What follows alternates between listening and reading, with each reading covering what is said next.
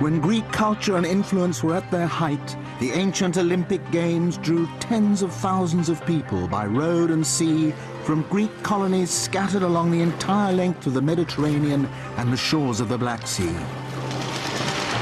All the way between the future lands of Russia and Spain. No other recurring event in the ancient world attracted so many people to a single destination. Aristocrats on horseback or riding chariots, the poor on donkeys, carts or on foot, food sellers and merchants loaded with supplies, all traveling in the heat of high summer towards Olympia, the permanent site of the Games in a remote corner of the Peloponnese, and in those days, far from any important city.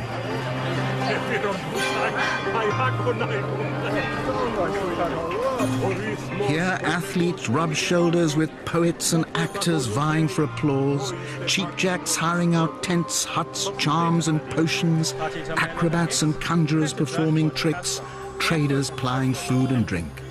The heat, noise, dust, flies and overcrowding must have been intolerable. The Olympic village of old was a shanty town at the edge of a sacred site.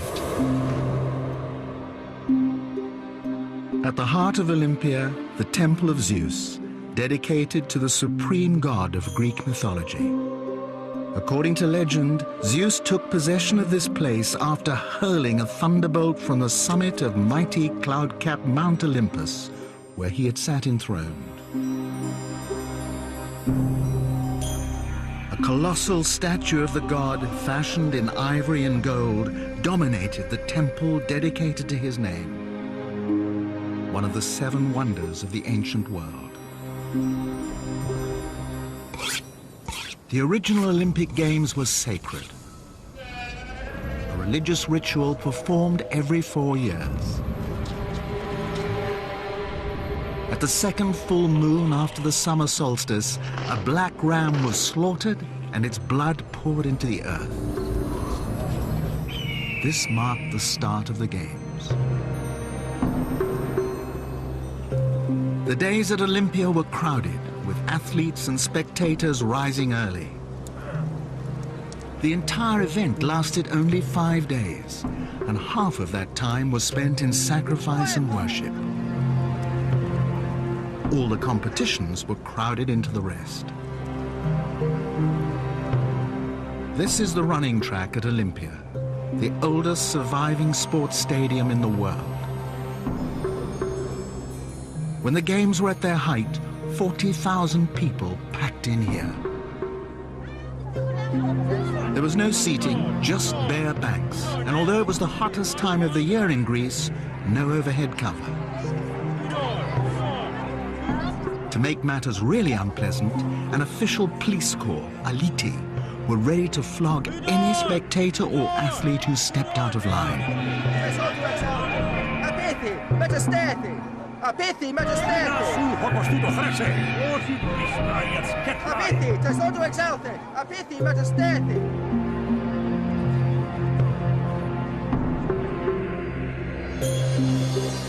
The first athletes to make their triumphal entry into the stadium were the superstars of the ancient games, the sprinters.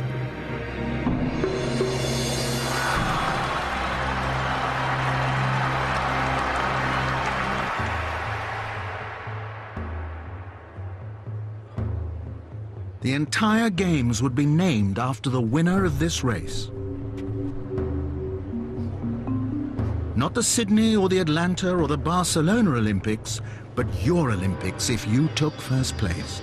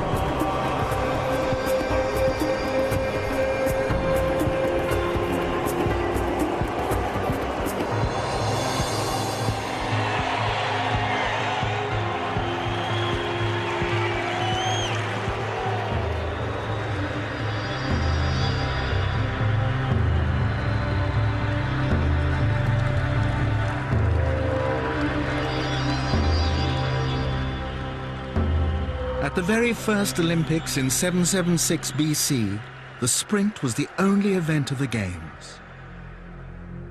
It took 60 years to add another 2 races, a double length and 24 lengths of the stadium. There was no circuit here, as in a modern track. For the longer distances, the runners had to negotiate turning posts at either end wide enough to stop anyone gripping and swinging round. But it was a hazardous maneuver, with accidents and skullduggery shrouded in the all-pervading dust.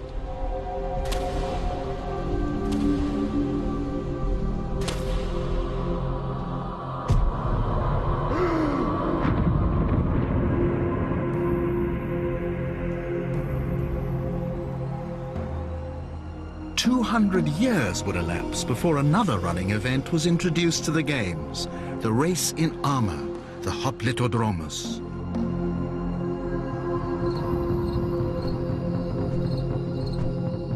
The first field events were introduced as elements in the pentathlon, and it's fascinating to see how much ancient techniques differed from the modern.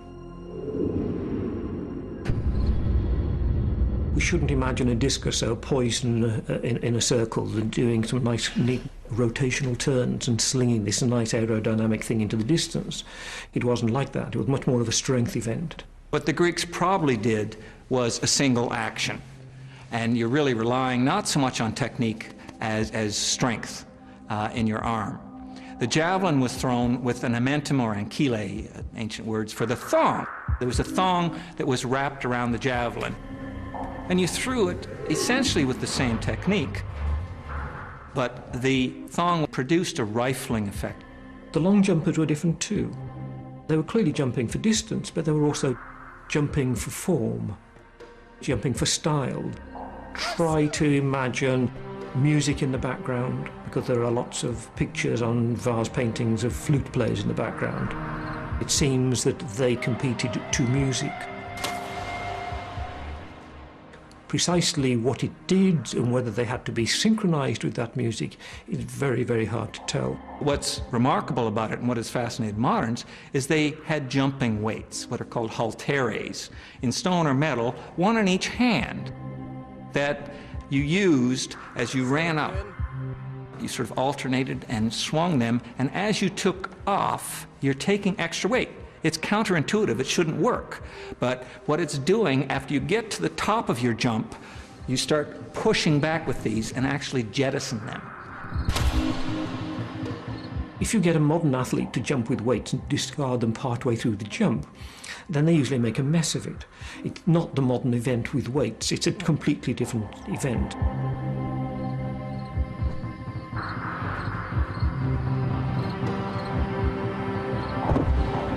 It will not produce some of the supposed records of antiquity. There's supposedly a 55-foot jump, and that has led some people to feel there was multiple jumps and so forth. What it is an athletic tall tale, which is inherent with athletics. We always make up tales. But all of this with no electronic scoreboard, no stopwatch, no calculator, nothing, keeping the crowd interested and entertained and getting it all done without any serious problems, when we today can't do this at a high school meet without difficulties. Wrestling was the fourth element in the ancient pentathlon. Boxing was introduced 20 years later, to be followed in 648 BC by the pancration, a form of all-in wrestling where virtually anything was permitted: kicking, wrestling throws, strangleholds, pressure locks, and boxing.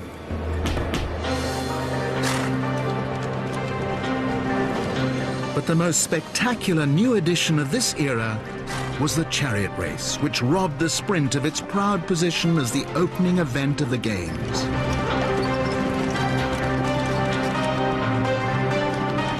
The athletes took no part in this. Charioteers were usually the slaves of wealthy aristocrats who could afford the phenomenal cost of breeding and transporting horses at that time. Over the centuries, the ancient Games evolved from a local event with just one foot race to the most prestigious festival in the ancient world.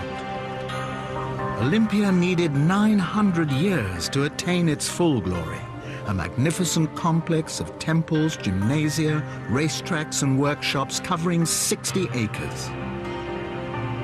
And it took the collapse of an empire, barbarian invasions, and a Christian edict forbidding further use of pagan structures to bring the games down. To hammer that message home, a church was built slap bang in the middle of Phidias's workshop, where the mighty statue of Zeus had been created. A century later, the entire site was destroyed by earthquake and a flood which buried the ruins in silt. Olympia would be completely hidden for the next 1,200 years.